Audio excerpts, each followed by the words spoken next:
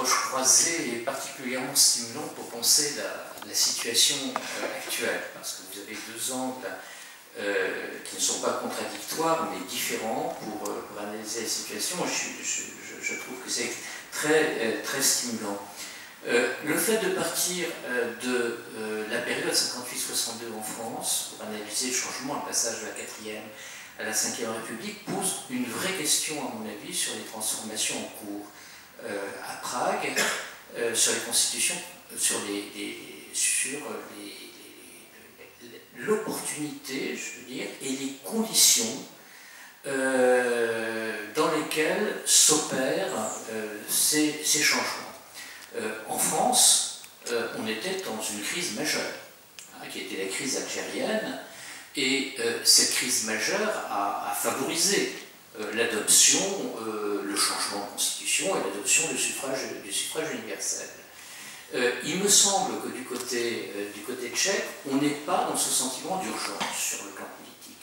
C'est-à-dire que la crise politique qui est latente depuis très longtemps, c'est quelque chose au fond, une espèce de décor dans lequel la société vit, qui indispose parfois, ce qui l'amène à donner des coups de poutoir à l'égard des partis traditionnels, mais qui au fond ne change pas grand-chose dans la vie quotidienne.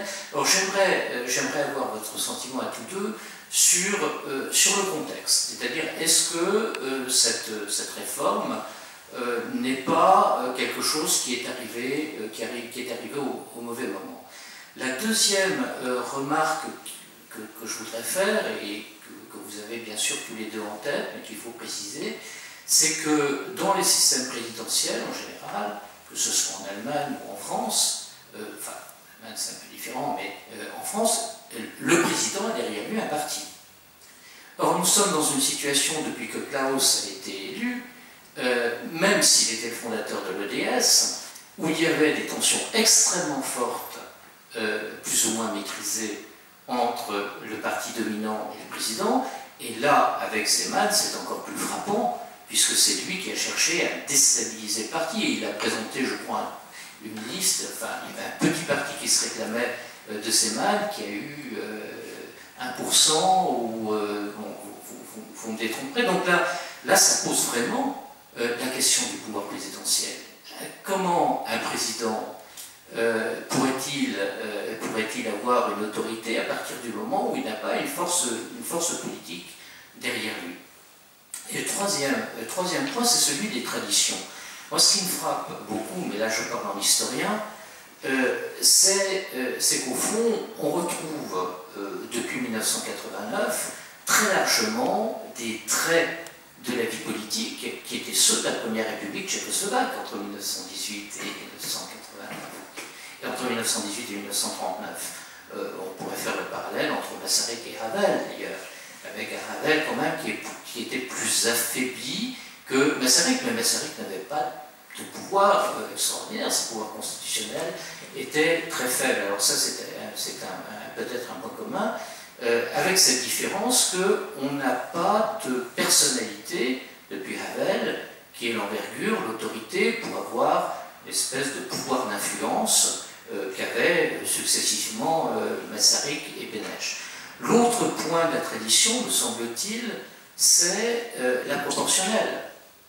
La proportionnelle intégrale, et qui est un élément, effectivement, d'affaiblissement d'un certain côté du système politique, puisque le système est forcément instable, le système à la proportionnelle. Mais en même temps, c'était le propre de la Première République, et qui vivait sur un concept partitocratique, où c'était les partis qui réglaient les situations, le pouvoir politique remontait au niveau des états-majors des partis. Alors la population était contente, là aussi, sous la Première République, quand c'était un gouvernement de fonctionnaires. Il y en a eu 3 ou 4 pour régler, c'était des périodes d'apaisement qui étaient populaires aussi. Alors je voulais savoir ce que vous pensez du poids de la tradition sur la situation actuelle. Et puis le dernier point peut-être, Vous avez évoqué la marginalisation du Parti communiste au niveau national. Est-ce que vous ne pensez pas que les modèles de gestion des régions, où les communistes sont parfois dans les exécutifs régionaux, est un modèle qui pourrait passer, et éventuellement à quel moment, au niveau national?